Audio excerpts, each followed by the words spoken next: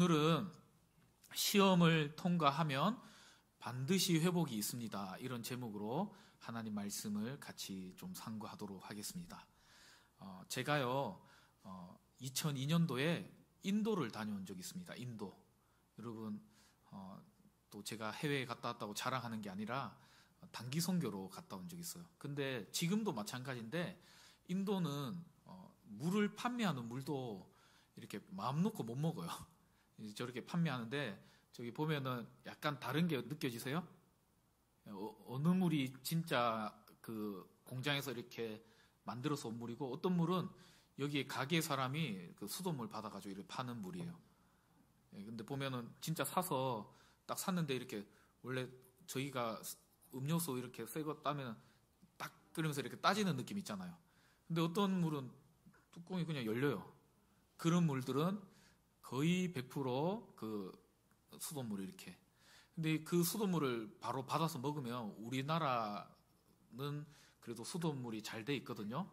수돗물 마셔도 된다고 하는데 우린 다 끓여서 먹고 생수 사서 먹고 정수기 집에다 들여놓고 그렇게 먹잖아요.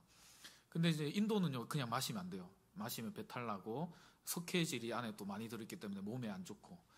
그래서 물을 이제 사 먹어야 되는데 2002년도만 하더라도 우리나라가 물론 그 전부터 물을 판매하긴 했는데 대부분 가정집에서는 보리를 이렇게 넣어서 보리물을 끓여 먹거나 그렇게 이제 먹었었죠. 근데 저희가 가니까 물을 사 먹어야 된대요, 선교사님이.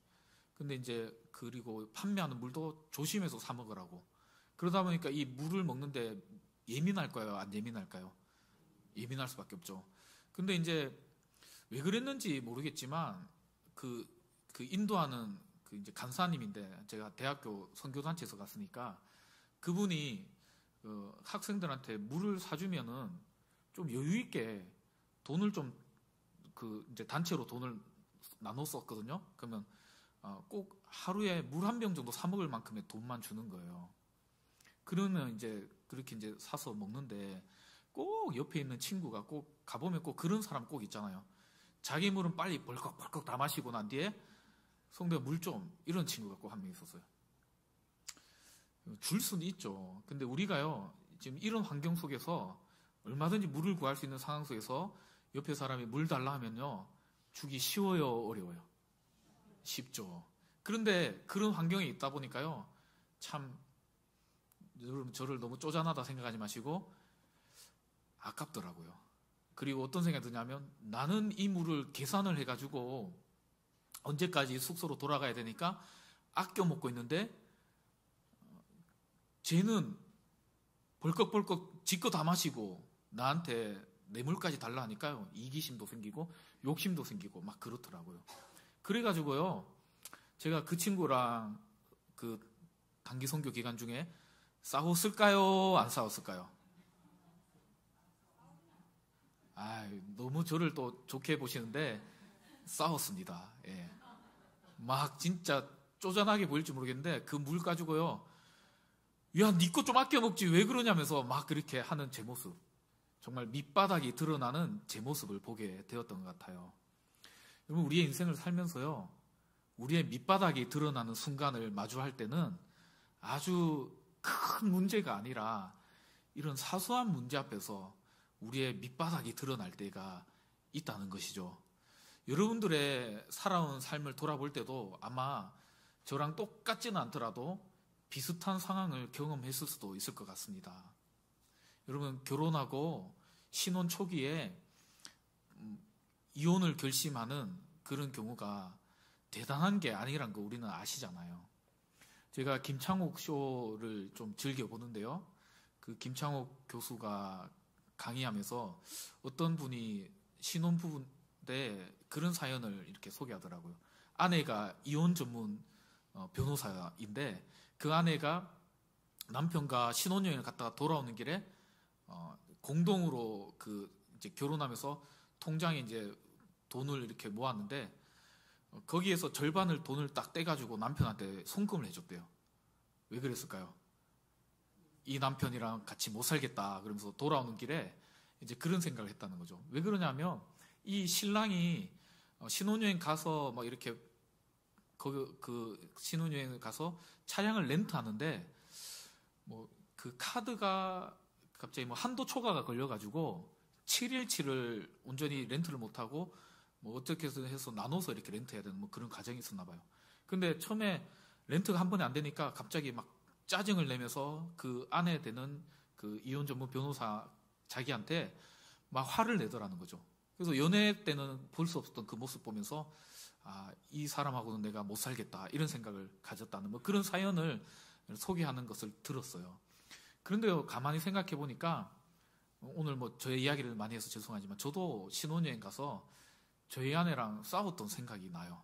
근데 그것도 마치 이 물 때문에 친구랑 싸웠던 것처럼 저희 아내는 생각날지 모르겠지만 저희 아내는 참 그래도 감사한 게 안 좋은 거는 다 기억을 못 해요. 예. 근데 이제 그때 싸웠던 이유를 생각해 보면 10수년이 지났지만 제가 그냥 자책하는 게 아니라 제가 뭔가 좀 사소한 문제 가지고 아내한테 트집을 잡았던 그런 기억이 납니다. 그래서 돌아오는 날 막 크게 싸우고 다행히 뭐 거기서 끝났으니까 지금까지 잘 살고 있겠죠. 그런 것처럼 여러분도 한번 돌아보면 교회 안에서나 가정에서나 우리가 직장에서나 우리가 만나는 모든 관계 속에서 그 사람과 어떠한 부딪힘이나 원망의 문제가 생기거나 사소한 시비가 생길 때 어떤 큰 문제였다기보다는 아주 작고 사소한 문제로 그 일들이 일어났음을 우리는 생각해 볼 수가 있는 것 같습니다.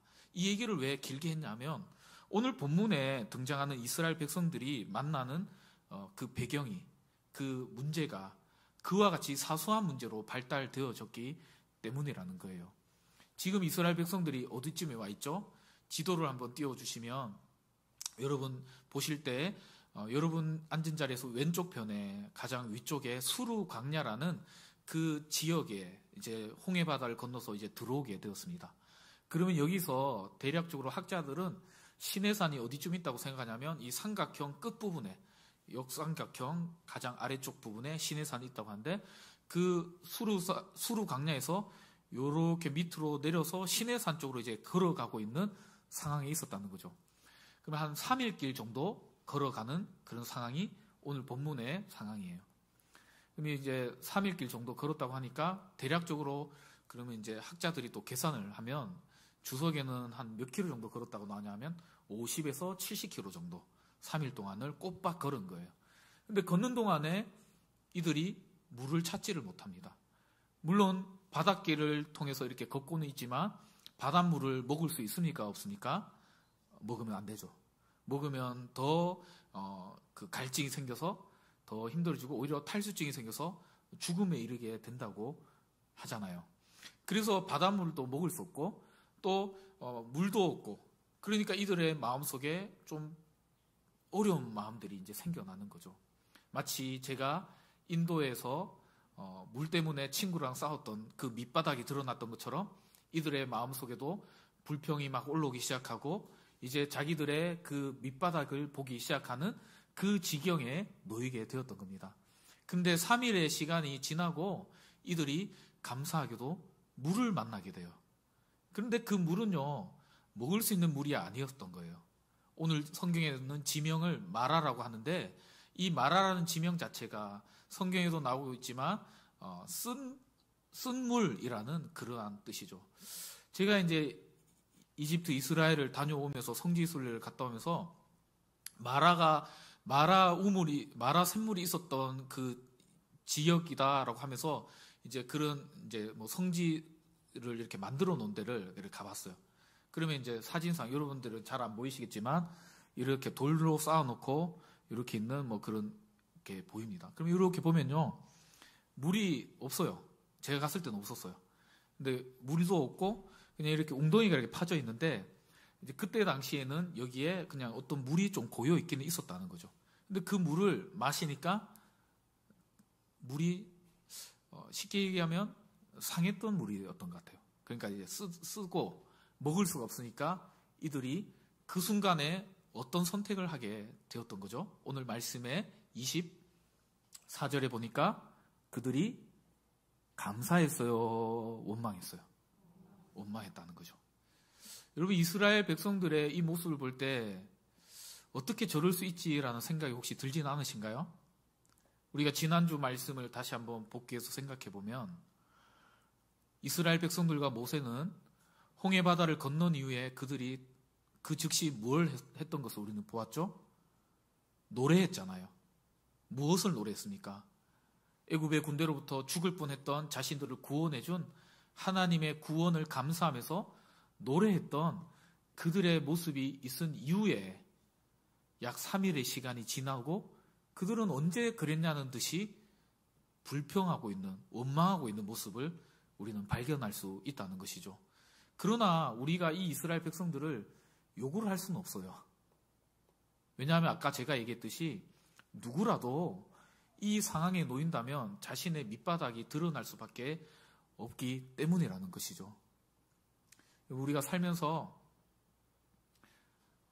나도 모르게 내 감정을 추스리지 못하고 특히 나의 가장 가까운 사람에게 짜증 섞인 말투와 불평과 원망을 우리는 하면서 살아가잖아요.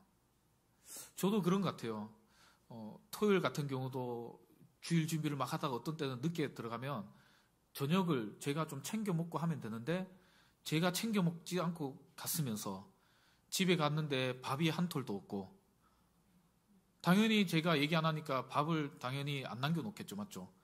그랬을 때 제가 어떠냐면요. 오늘 저 목사 인격이 정말 근데 이런 생각하지 마시고 인간적인 모습으로 저도 그럴 수밖에 없다는 것을 여러분한테 이제 고백하는 거죠.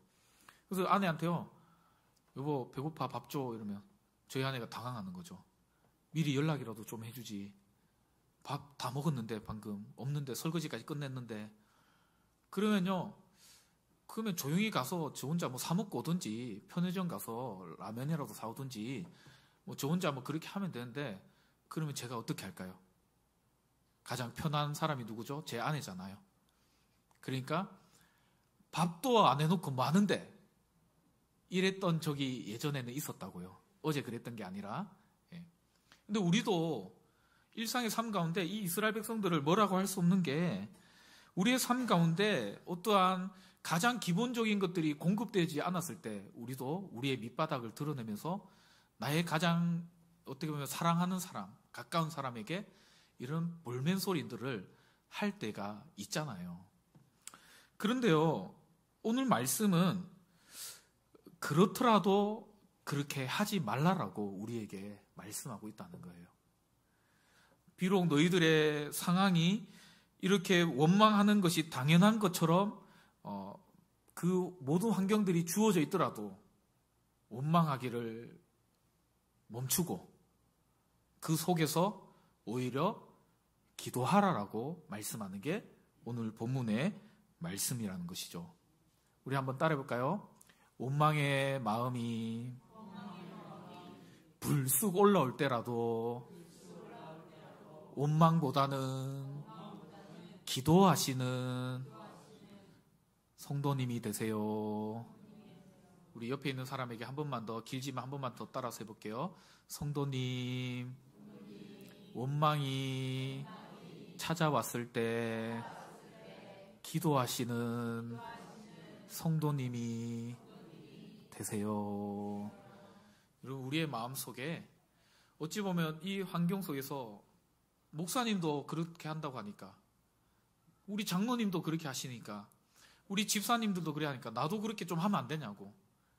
우리는 나 자신을 합리화시키고 그렇게 나아갈 수 있는 선택을 하는 것이 본능적으로 편할지 모르겠지만, 그러나 본능을 따르지 마시고 성령님을 따라서, 말씀을 따라서 기도로 원망을 이겨나가시는 저와 여러분 되시기를 주님의 이름으로 간절히 축원드립니다. 백성들이 모세를 원망하기 시작하자 모세는요, 무엇을 선택합니까? 오늘 우리가 읽었던 25절 말씀 한번 띄워줄래요? 모세는 25절 상반절을 보니까 여호와께 뭘 했다고 그래요? 부르짖었더라. 어떻게 보면 모세는요, 이렇게 얘기할 수 있어요. 원망하는 그 백성들 앞에서 낸들 알았냐? 낸들 여기로 오고 싶어서 왔냐? 하나님이 일로 가라 했지 않느냐? 라고 하면서 정당하게 자신을 합리화시키면서 똑같이 싸울 수도 있었던 거죠. 그러나 모세의 선택은요, 원망보다는 하나님께 부르짖어 기도하기를 선택했음을 여러분 꼭 기억하시기 바랍니다. 우리가 살면서 정말 의식주의 문제로 인해서, 또 사람들과 관계 문제 속에서, 또 때로는 건강의 문제로 인해서 하나님 앞에 감사하기보단 원망의 마음이 찾아올 때가 있습니다. 그럴 때 꼭 이 말씀을 기억하면서 원망보다는 기도하시기를 주님의 이름으로 간절히 축원드립니다. 그리고 또 한 가지는 오늘 25절 하반절에 노란색으로 표시되어 있듯이 이 상황이 지금 내가 하나님을 잘 섬기고 있음에도 찾아오는 고난과 어려움과 시련이라면 하나님의 어떠한 테스트임을 기억하고, 이것이 결코 나를 무너뜨리고 망가뜨리는 과정이 아니라 나를 더 잘되게 하려는 하나님의 어떠한 과정임을 믿고서 믿음으로 끝까지 포기하지 않는 저와 여러분 되시기를 주님의 이름으로 간절히 축원드립니다. 혹여나 우리에게 찾아오는 그 고난과 문제와 그 어려움들이 말씀 가운데 내 죄로 인한 것임을 깨닫게 하셨다면 또한 회개함으로 나아가는 저와 여러분 되시기를 또 주님의 이름으로 간절히 축원드립니다. 여러분, 성경에는요, 시험이라는 단어들이 몇 가지가 나오는데요, 그 시험의 그 성격이 달라요. 사탄이 예수님을 시험하죠. 그 시험은 유혹입니다. 그 시험의 목적은 뭐냐 하면 무너뜨리려는 목적이에요. 뭔가 망가뜨리려는 목적이죠. 사탄이 우리 등원교회를, 여러분들을 시험할 수 있습니다. 그 시험의 목적은 뭘까요? 우리 교회를 어떻게든지 흐트러뜨리고 무너뜨리고 하나님의 일을 하지 못하게 만들려는 목적으로 우리를 시험할 수도 있겠죠. 그러나 그 시험이 하나님이 주시는 시험이라면 그것은 테스트입니다. 여러분, 학생들이 이제 지금 기말 기간이에요. 이번 주일이 지나고 이제 주영이가 시험을 마치고 이제 올라온다고 합니다. 예, 제가 자꾸 주영이 얘기하니까 목사님은 주영이만 좋아하나 이렇게 생각할지 모르겠지만, 예, 어제 통화를 했기 때문에 제가 얘기하는 거예요. 그래서 저희 딸들도 이제 기말 시험이 있다고 막 그래요. 그래서 지금 막 신경을 많이 쓰는지 잠을 못 자서 그런지 예민해서 몸도 아프다 그러고 막 그러더라고요. 근데 이 시험은요, 어떤 목적이 있죠? 선생님이 이 시험을 출제하는 의도가 뭐예요? 이 아이가 공부를 잘하도록 하기 위해서 그렇게 테스트를 보는 거죠. 그리고 이 아이들이 좀 뭔가 부족하다 싶으면 선생님이 다음번에는 그것들을, 부족한 부분들을 더 가르쳐 주기 위해서, 그래서 시험을 치는 거죠. 하나님의 시험도 그와 같다는 것을 우리는 기억하시기 바랍니다. 그래서 우리가 살면서 마라와 같은 쓴물을 만나고 고통을 만났다면 반드시 기억해야 될 것이, 하나님이 이걸 통해서 나를 더 연단하시고 더 강하게 하시고 더 일으켜 세우기 위한 목적이 있구나라는 것을 믿고서 오히려 그 속에서 원망보다는 감사함으로, 힘들겠지만 하나님을 찬양하면서 나아가는 저와 여러분 되시기를 주님의 이름으로 간절히 축원드립니다. 우리 한 번만 더 따라해볼까요? 성도님, 지금 어려운 순간에 놓여 계신다면 하나님이 성도님을 더 잘되게 하려고 주시는 시험임을 믿으세요. 예, 항상 말씀드리지만 긴 것도 잘 따라해 주셔서 감사해요. 여러분, 우리의 시험은요, 대부분의 시험은, 하나님이 주시는 그 모든 시험은 우리를 망가뜨리는 목적이 아니라 잘되게 하려는 목적이 있음을 꼭 믿으시길 바라요. 오늘 이스라엘 백성들도요, 이 마라의 과정을 통해서 어떻게 보면 하나님이 당장에 즉각적으로 벌을 내릴 수도 있었어요. 이렇게 말씀하실 수도 있잖아요. 얘들아, 불과 3일 전에 있었던 일도 기억지 못하니? 너 닭대가리야? 막 이렇게 하면서 막 우리를 막 모욕도 주고, 너 물고기야, 물고기? 금붕어야? 금방 까먹어? 왜 기억 못하는 거야? 3일 전에 홍해 바다를 마른 땅으로 건너왔잖아.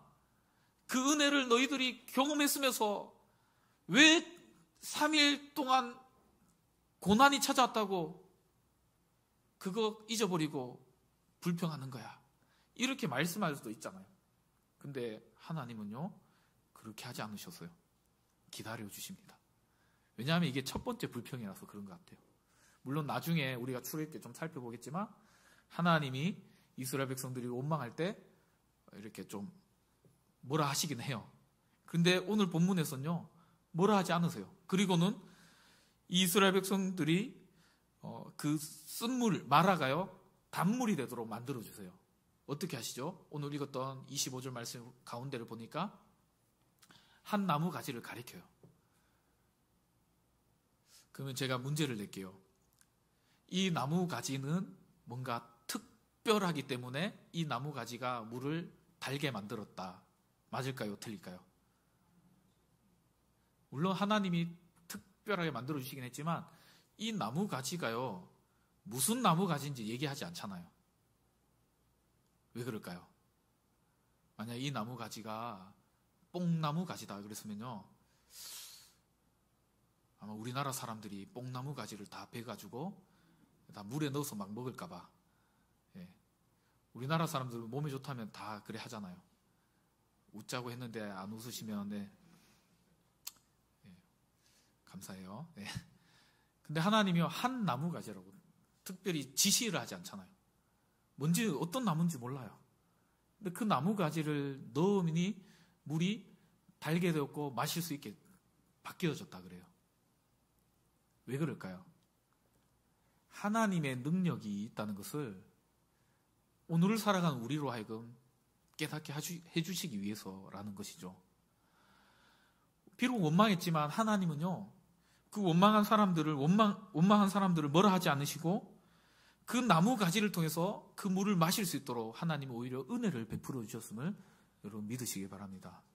오늘 우리의 삶에 우리는 어떻게 보면 자격 없지만, 우리는 하나님의 사랑을 받을 자격이 없지만, 은총을 받을 자격이 없지만, 오늘 우리에게 하나님의 그 은총을 주시고 예배하게 하시고 오늘 이 자리에 가운데 나와서 찬양하게 하시고 말씀 듣게 하시고 하나님의 은혜를 누리게 하셨음을 믿고 날마다 그분의 은혜에 감사하시는 저와 여러분 되시기를 다시 한 번 더 주님의 이름으로 축원드립니다. 그런데 더 중요한 것은요, 이 마라의 시련의 시간들을 어찌되었든 원망도 하긴 했지만 이 시간들을 잘 견뎌내니까 하나님이 이 이스라엘 백성들에게 어떠한 복을 주십니까? 회복을 주신다는 거예요. 우리 27절 말씀 다시 한번 같이 읽어볼까요? 시작. 그들이 엘림에 이르니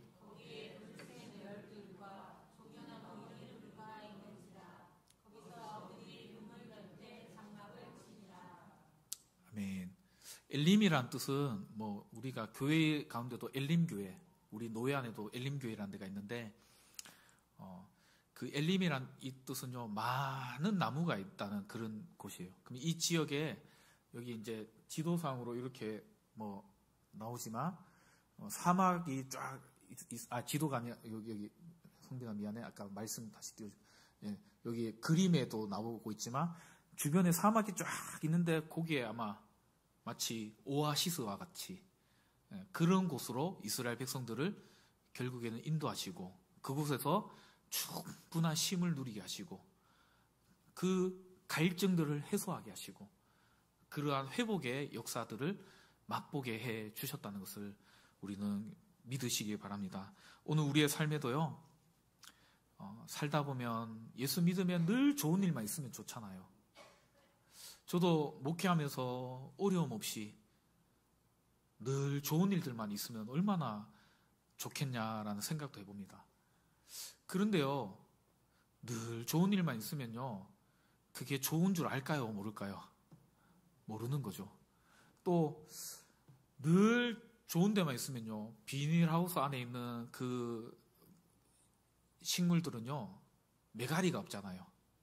근데 야생에서 자라나는 식물들은요, 비도 맞고 바람도 맞고 그게 오히려 더 건강하게 자라고 더 맛있게 자란다는 것을 우리는 아셔야 돼요. 김창욱 씨 얘기를 해서 죄송하지만 그 강연을 듣다 보니까 그런 얘기를 한번 해요. 꽃이 떨어져야지 뭐가 맺힌다는 거예요. 열매가 맺히는 거죠. 우리의 삶에 우리는 자꾸만 꽃이 떨어지지 않기를, 그 꽃이 언제나 펴여 있기를 우리는 기다려요.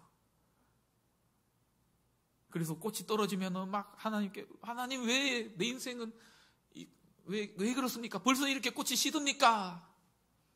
근데요, 그 꽃이 떨어지는 이유는 뭘까요? 열매 맺게 주시려고.